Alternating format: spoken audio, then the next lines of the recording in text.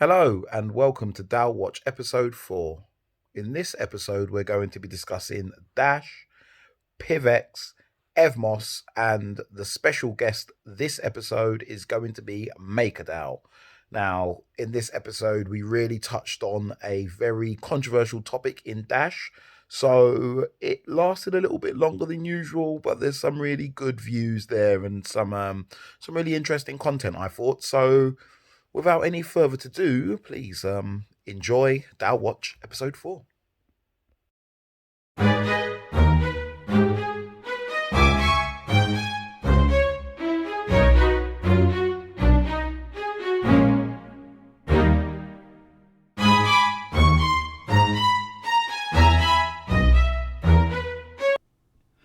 Right then, let's get going. First thing I want to show you guys is that we have a new landing page. Just for this DAO Watch blog, stroke vlog, stroke all the DAO Watch stuff. It's found at DAOWatch.blog. We shall sort out this HTTPS thing soon. The blogs that are posted on our Medium are found here, and the videos posted to our YouTube will be found here, and if you want to buy the Ultimate Handbook, it is found here.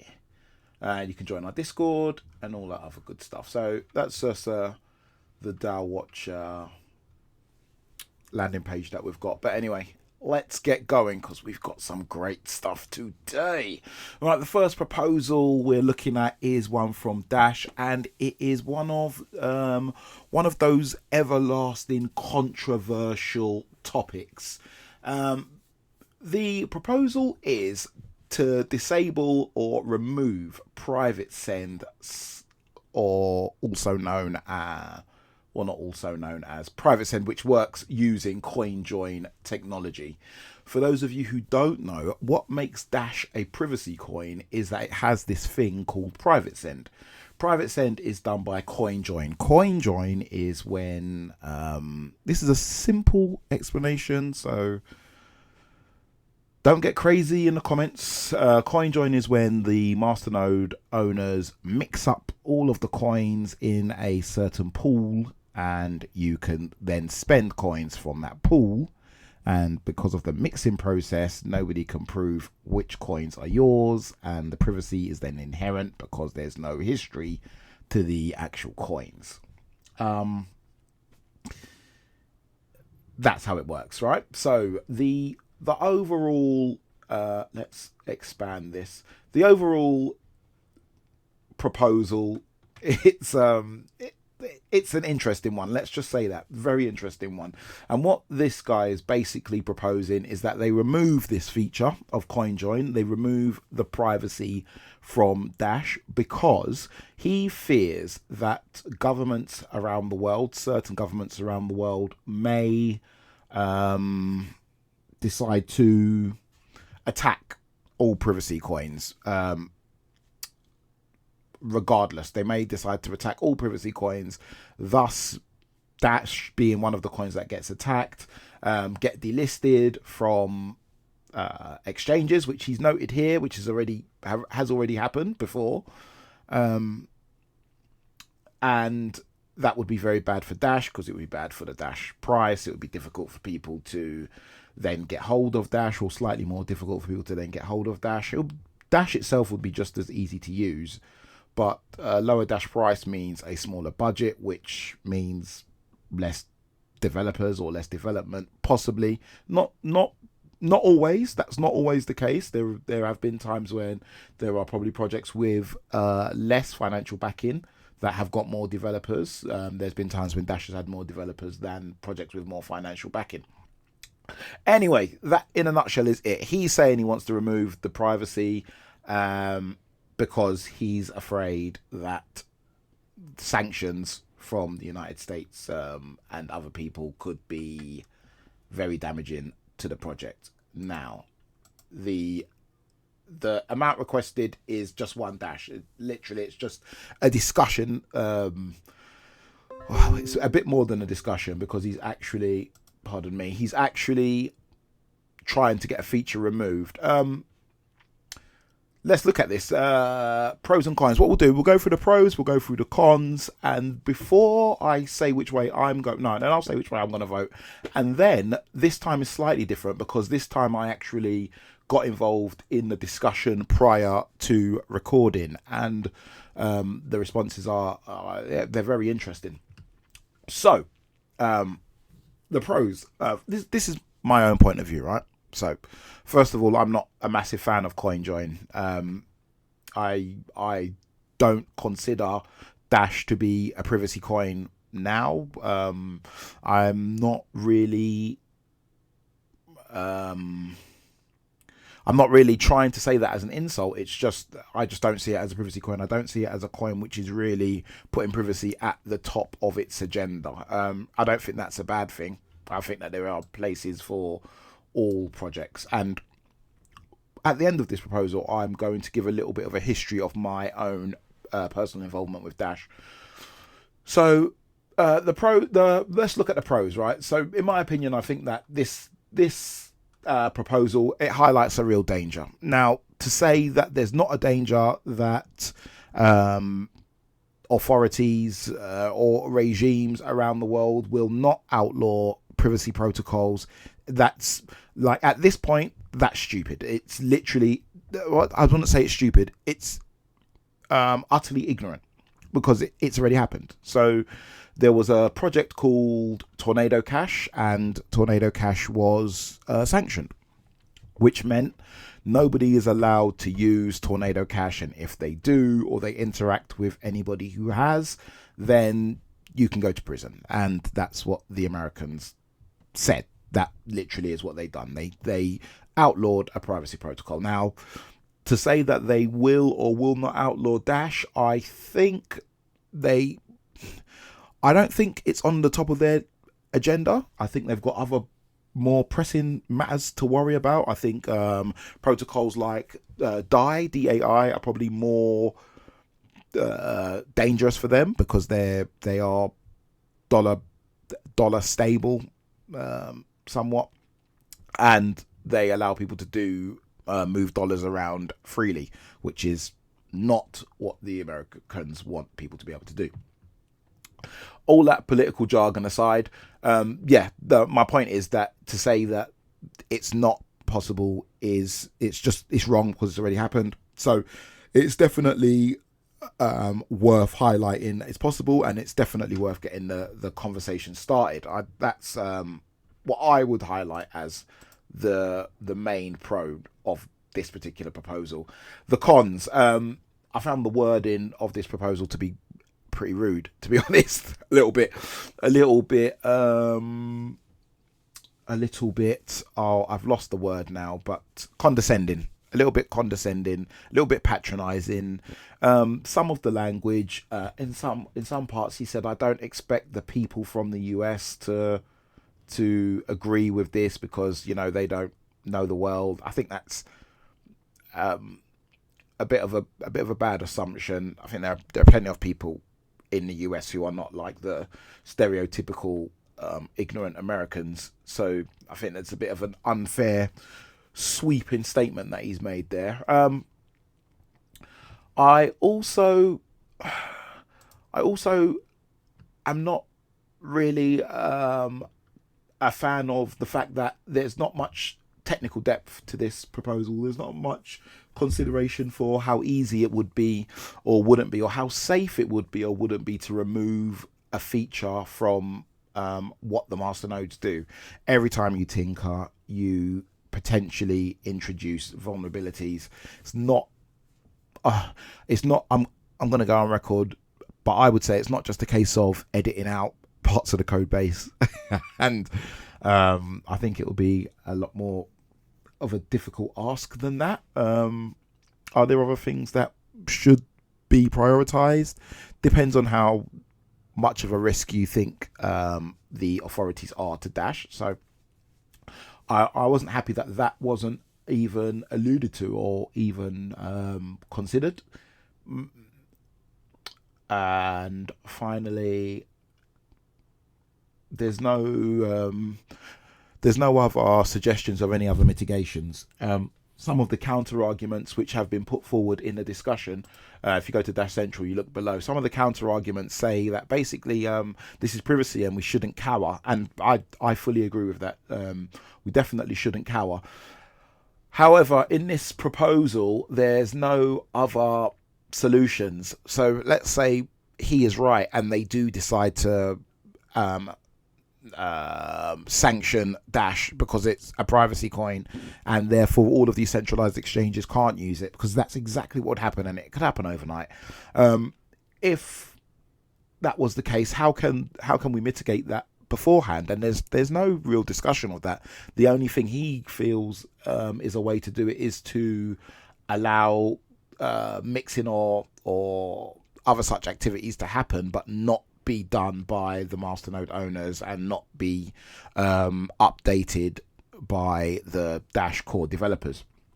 Another note to say, when we say that we don't want to cower, it's easy for me to say it, right? I can quite comfortably, I can beat the drum for privacy and we shall not surrender, we shall fight them on the beaches.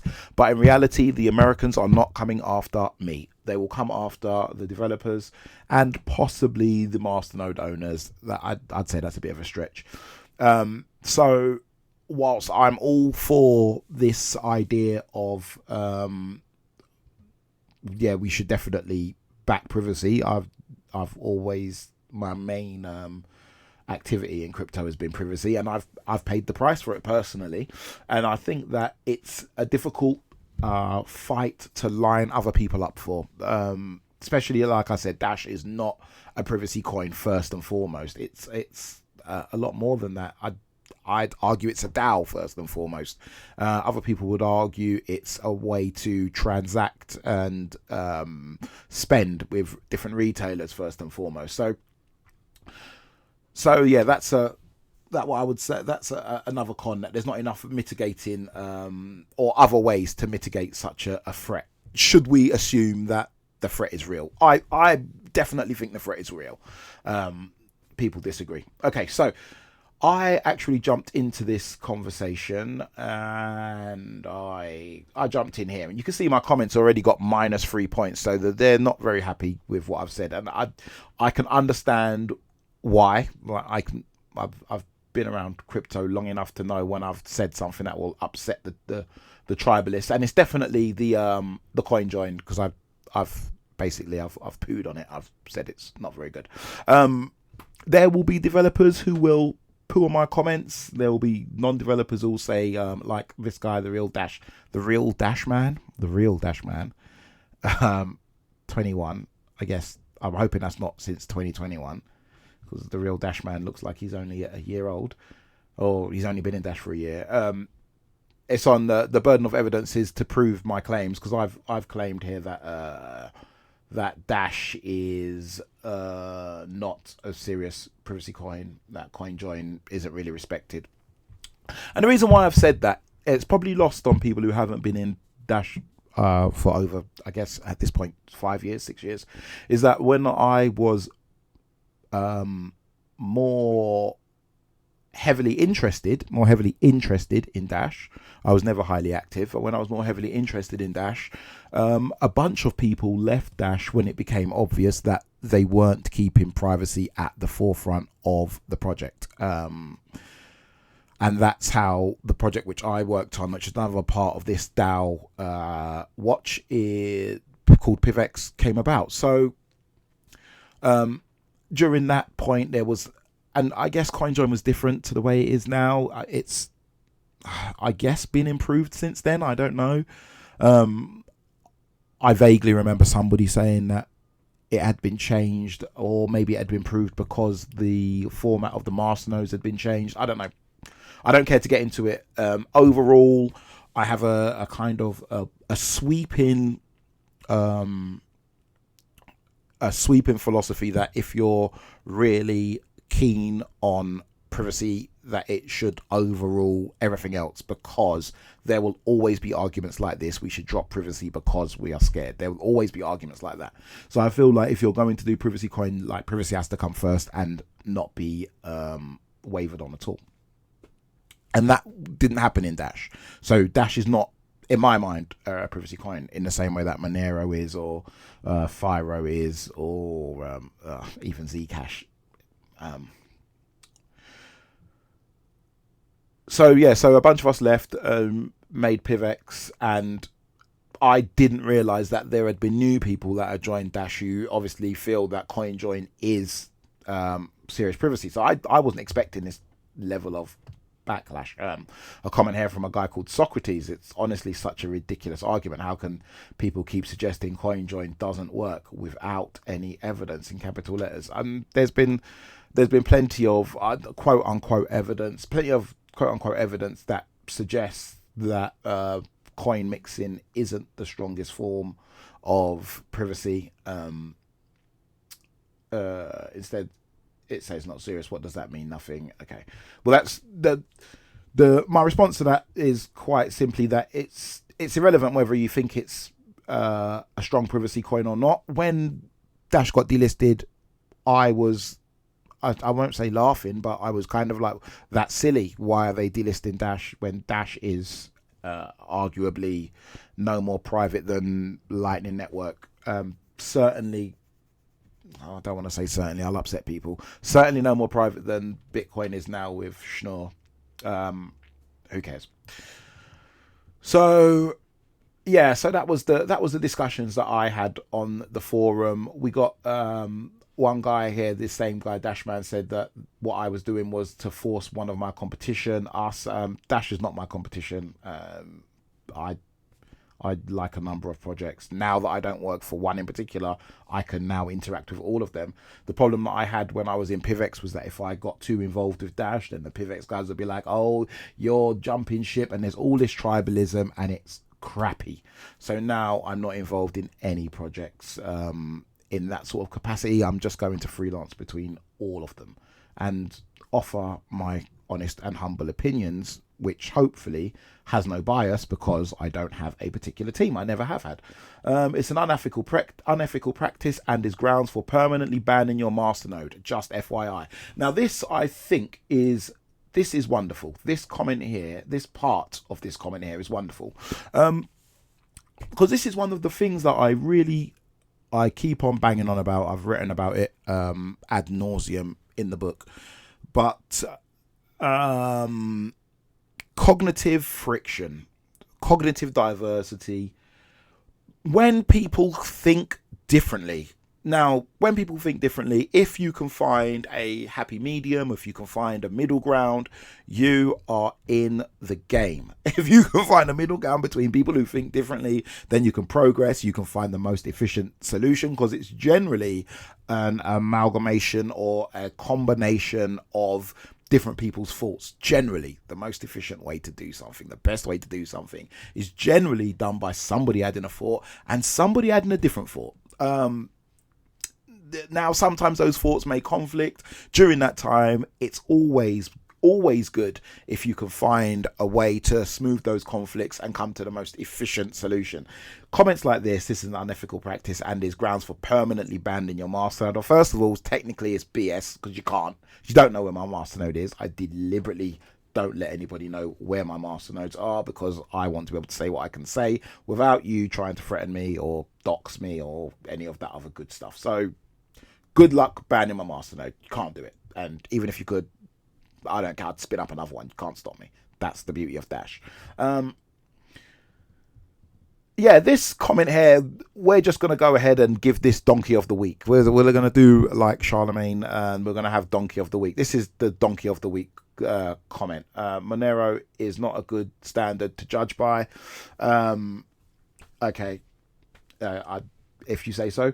Monero has actual research that has been showing that its privacy is ineffective and has been for years. I think you'll find that the attacks against Monero are particularly expensive, but I'm not here to defend Monero. If you want to try and bash one team against the other, go ahead.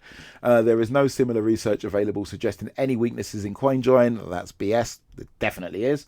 It seems you're attempting to manipulate the narrative around privacy and force your competition. That's wrong, because you're not my competition and actually my allies. You're part of a beautiful ecosystem of alternatives to the corrupt fiat system, which is the reason why I joined crypto and the reason why I remain in it. So you're not my competition. You're actually my friend. To be less effective so you can gain. I will not gain. Another thing to note is that even if you come with the poor argument that I was a part of PIVX, in reality, PIVX always kind of trailed about 10% of the value market cap terms of Dash. So if Dash done better, PIVX typically done better. If Dash done worse, PIVX typically done worse. So I wouldn't personally gain even with that nonsensical argument. Plus I've got Dash anyway, so it's not in my it doesn't benefit me for Dash not to do well. It benefits me for Dash to be prudent and pragmatic. Overall, I have decided actually, before we move on, let me check how we're doing for time. Oh my gosh, I've spent so long on this one proposal. It is a really interesting one. I just want to give this guy a shout out, Grandmaster Dash. I absolutely loved his response. I thought it was the type of response that will really raise the troops. He doesn't agree with me. He profusely disagrees, and he's voted no. Yeah, spoiler alert. I'm gonna vote yes. I'll explain why after, actually. But this I love because he mentions Ryan Taylor, who I blamed for taking privacy out of Dash. I saw it that way. But Bitcoin Lightning Network, perhaps more private than coin mixing. Why don't exchanges delist Bitcoin? I love these arguments. In the real world, it means absolutely jack, because the real world isn't fair, and I guess that's, I don't want to assume this guy's American, but I can kind of, I don't know, he's Western, you can kind of tell by the way he assumes things will be fair, and I think that's kind of what the original poster was alluding to, that people have this idea that things will be fair, and they're just not going to. But I really loved this argument or counter argument against the proposal. I despite not voting this way, I really agree with it. This last line: to all those bankers and regulators that originally called crypto a scam, a Ponzi and a toy, and to all the banks that closed at weekends and made the simplest of purchases or transfers and a nightmare, to protect me, I say, go to France. This is our time. I can feel it, can't you? I love that. And Grandmaster Dash, I love you. That's beautiful. So for me, I'm going to vote yes. Troy Dash put in another very interesting counter or argument in favour. He wants to outsource Dash's privacy for quite some time for precisely this reason. I think he mentions here, no, he doesn't mention it there, but I think he mentions it somewhere down the line. Here we go. That current situation has masternodes and DCG, which is the Dash core group, not the other guys. Critical entity controlled by the network, that is controlled by the network, both having a target on their backs for regulatory attacks, and that's where I agree.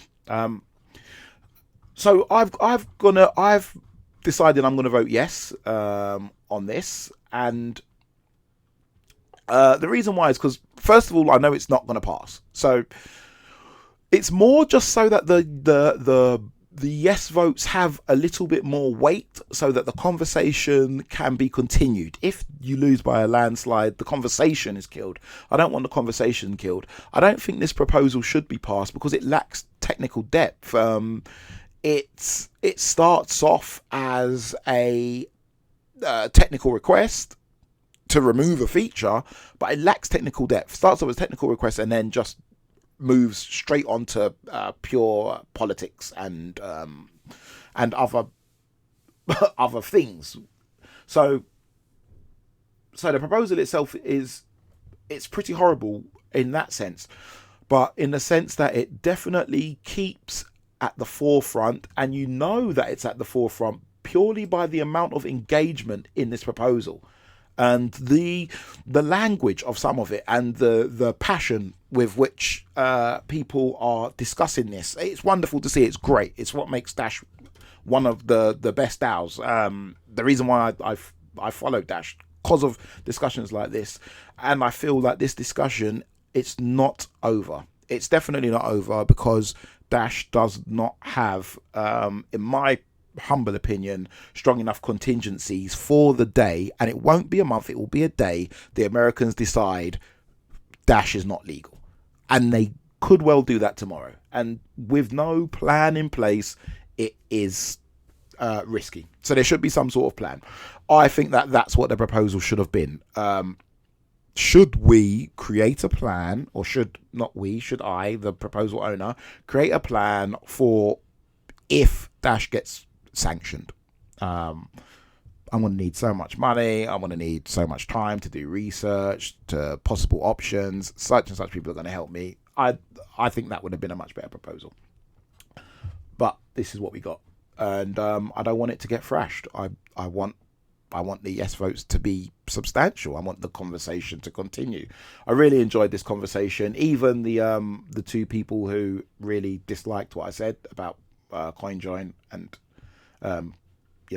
accused me of unethical practices for having a different opinion, I even appreciate their comments, because it's good to see people that care so much, and it's healthy, right? It's healthy to disagree. It's providing we're moving forwards, and I think I've moved forwards, because I think I feel a little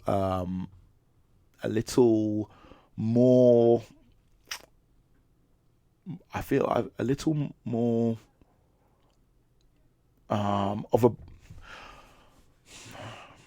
Okay, my opinion is not quite as extreme for Dash to bend over and hide from the regulators as it was when I started. Let's just say. Oh my gosh, that's taken so long. The entire episode should only be half an hour, and we've done 26 minutes on Dash alone. But it's a great proposal. Really is a great proposal. So thank you very much to Apophis for launching it. To the people who were really upset about it, and for the ones who tried to discredit him personally as if he didn't raise an issue that plenty of people care about and feel differently about. People like, where's the guy?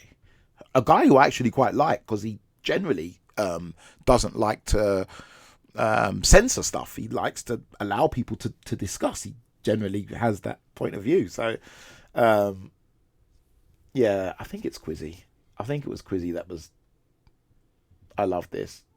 Privacy is a fundamental human right. I love that. It's a great statement. Yeah, so even those guys who tried to discredit the proposal, the original poster, by saying he may have been some kind of mole or something like that. There was some discussion to that end. Even him. Yeah, here we go. A multi-master owner since many years, but completely unknown to us. Well, that's me. I'm unknown to you as well. So what?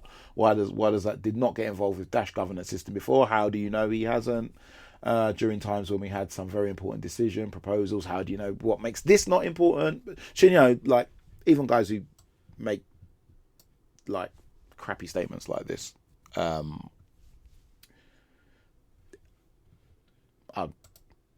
you let yourself down here, mate. Right, let's move on. Otherwise we'll never get there. The next proposal we're going to talk about, oh my gosh, it's gone. Okay, so it obviously finished yesterday, didn't it? So let's look at the past ones. It was the images. Do these have dates on them? 21, 22, 23.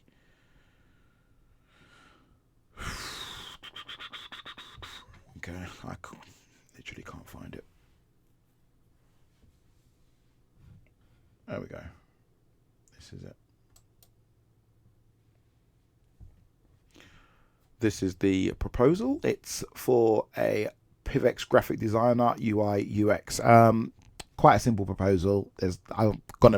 rush through this one. Bit rude. But it's a guy called Shorn. I'm going to assume it's a guy. Assume his pronouns. Offense. My apologies if I've got them wrong. So there was a call for a graphic designer led by a guy called Eric here, and this guy called Shorn jumped into the breach. He's put through what his hourly rate is, how much time he's planning on spending. He's given a link to his portfolio. You see some of the other things he's built. When I looked at this, first thing I saw was Block DX, which is a project which I am super interested in. I really feel it should exist. I love dexes and things like that. So proper crypto. So anyway, yeah, he's worked for them before, and obviously he's worked for PIVX. I think is this no, but that's not a PIVX thing. He hasn't shown any PIVX things here in his portfolio, but we can see some of his stuff here. So he has built things for PIVX already, so you can see his work. Nice, simple proposal, nice and easy, nice and concise, nice and short. You know what you're getting. We've had him before. Easy peasy. It's a yes from me.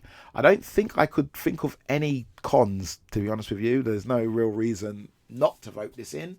It's not a big amount, and graphics are important in this information age. All right, let's move on.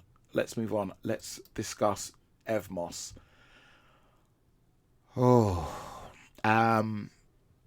Okay. I'm glad I started with the Dash one. I feel like I've bloody forgot my water. My throat's getting dry now. This is another nice proposal. In essence, what they want to do with this proposal is they want to sponsor events, hackathons, and such like. A series of 5 events they want to sponsor for $15,000 each, which totals $75,000 US, equivalent of a certain amount of Evmos. I love this. I pay particularly close attention to hackathons. I have done for years, even though I can't develop, because hackathons are like the Formula One of crypto. Formula One is a racing sport where you get all the new tech and they put it into cars and they go really fast. And I feel like hackathons are the same. They get all the new tech. As soon as it's come out, you get people, they tinker with it and they make stuff. Sometimes that stuff becomes bigger things like Uniswap, and a lot of the time it doesn't. Like, I don't know. I can't think of one that's failed, but a lot of them don't become anything. But it's just great because you get developers get time to work with your platform in this case, and you get exposure, and developers can come and say what they like or what they don't like, or you can find talent, and once you found talent you can bring it into your ecosystem. Investors can find great places to invest. You see a good hackathon, go and invest in it. I just think it's all round, it's good for Evmos to be on these ones. This one in particular I watch often. I think I watched one of their hackathons this morning even, and not obviously not one of these ones that haven't taken place, but an old one I watched earlier today on YouTube. So yeah, great exposure, gets you in with developers. According to this, Evmos will get the mailing list. That's useful, definitely, because it's quite well targeted. You're going to not get your fly by night crypto people. You're going to get some people who are probably quite serious about crypto, which generally means they may have quite deep pockets, or they may be quite technically astute, let's say. So I think that's great. Okay, the cons. I'm not sure how big the online presence is of this particular set of events. There's no real discussion here about how far their reach is. So I would like to see that added, just so that we got a better idea. Not that it was needed, as you can see it passed with flying colours, but just so you can get a better idea of what we're paying for, effectively. So that would be interesting. Also, when it says that Evmos gets the mailing list, who exactly at Evmos gets the mailing list? If it goes to the core team, is that necessarily a good thing? Does it lessen third-party proposals which we see in the future because they don't have access to that mailing list and therefore they can't reach as far? I think I would like to see some clarification on that, or maybe not clarification because it's kind of clear what's happening, but I think that could be improved upon. I think we could do something that encourages more proposals and makes the mailing list available to other people outside of the core, thus making the project a little bit more decentralized, in my humble opinion. But yeah, overall, it was a yes from me. Definitely a nice proposal, great proposal. It would be great if Evmos, and they do more of this. I don't think there should be an upper limit on how much of this should be done. I think the amounts are good. Don't know how much of that will be used for prizes, and don't know how much of that will be used just purely to add the name to it. It's not immediately obvious, but who cares? I would still vote for yes regardless, even if it was all just to give away its prizes or all just for exposure. So that's an easy yes from me. Right, the last one is the guest section. Let me check the time. How long have we been? Okay, we've made up a whole bunch of time. Right, so the guest section, every show we have a different guest, and this time round it is MakerDAO. For those of you that do not know, MakerDAO is effectively I want to call it the granddaddy of all DAOs, but it's a big fish, let's just say, right? When I started this whole DAO journey, I really considered focusing on MakerDAO as opposed to Dash. I chose Dash because it was a little bit closer to my heart, I guess. But MakerDAO will be a guest regularly, I feel. Okay, anyway, enough sweet talking and sweet nothings. This particular proposal is to shall I say change the budget for the next year, the next calendar year, give or take. So what's happened is I've got a nice summary. Right. So in light of the bear market, they're saying we may want to cut back on how much we're spending in light of the next bear market, and we've got some ideas to either have a new base level of funding, a new bear, which is a new level of funding considering that we're in a bear market, which is a little bit lower than the base level. You can approve the existing budget only, or you can reject the budget. No one's done that, luckily. Or you can abstain. I was close to abstaining on this one, actually.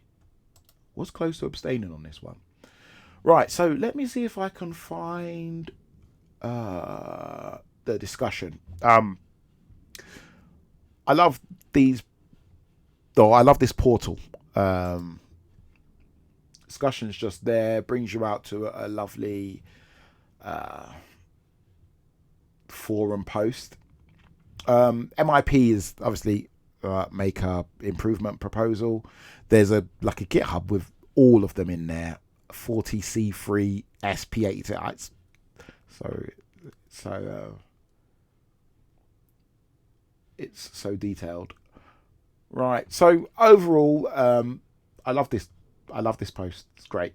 Goes into all the detail, just like when we recently reviewed Gitcoin. It's very similar. A lot of technical people, very concise, but still very detailed. Overall, just explains what development and UX core unit is, what they do, the budget implementation. It's got this nice graphic which shows how the wallets work with the people who are controlling the fund, who has to sign, how many people have to sign. All of that's all very good, just so that you know like what's going on. It's great to have the shrunken down thing that you have here, which is very, very small. But at the same time, you need a much more, or you may want to delve in with much more detail. Okay, so this is how much DAI, which is pegged to the US dollar, they get per month in base budget. Now, they could go for the bear budget. Oh, I think I've got that the wrong way round. Because I thought the bear budget was smaller than the base budget.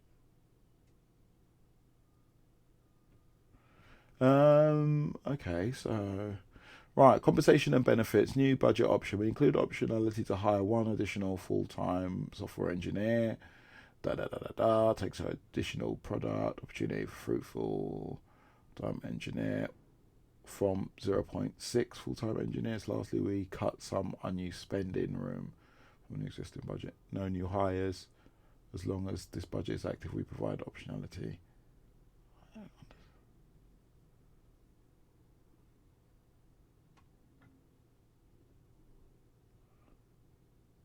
Yeah, so compensation. The new base budget is 1.2 million and the new bear budget is 1 million. So, well, this may be a typo then. Maybe a typo. Well, that's confused me a little bit, because as far as I was aware, there we go, total annual base budget is higher than the bear budget. But okay, well, here I am looking like an idiot on my own show. So back to what I was saying, the base is slightly higher, the bear is slightly lower. We get to choose. The pros and cons, I love the detail that they've gone into, the conciseness, even if it is a little bit a tiny bit confusing to me now, what I thought I knew. They've got a nice roadmap here. I love when DAOs have roadmaps, because obviously you can then go and offer to complete one of the items on the roadmap. These are the things that they want to do. Current roadmap priorities. They've got a backlog, which is things that they haven't been able to do as yet. Things like explore. No, there was a government prepare governance portal for multi-chain spells. Integrate governance dashboard into the governance portal, but we can't really do that. Research and develop emergency governance front end, mitigating reliance on Web 2 infrastructure. This is something that can definitely be done by a third party without their knowledge, acceptance, or blessing, and then you could ask for be reimbursed after the fact. So contingency planning. In the case of unforeseen event might lead to funding issues, we could decide to execute one of the following temporary measures. One of the contingencies that isn't discussed, I'll probably get flamed for this, is what happens if USDC decide they're not allowed to use DAI. If DAI gets sanctioned, then I guess USDC will have to freeze all the money in the DAI vault, and I guess then DAI depegs. I don't know. I'm probably missing something with that wild statement, so ignore my FUD. It's not in the contingencies. Scale down. So they're just basically saying what they would do if they don't have any money. Unwinding and defunding. Okay. So overall, let's say it's we done the pros and cons, extremely detailed, contingencies built in. I love that they've got multiple options. See, now this is something that I really think all DAOs should have. All DAOs should have these different votes. So I put forward a DAO and I could say you could pay me £500 or you could pay me £200. Which of the two do you think I'm worth? I think that changes the dynamics of a DAO massively. Obviously, PIVX and Dash could benefit from having such a system, but even though they don't. It is what it is. I still must say I love that option. The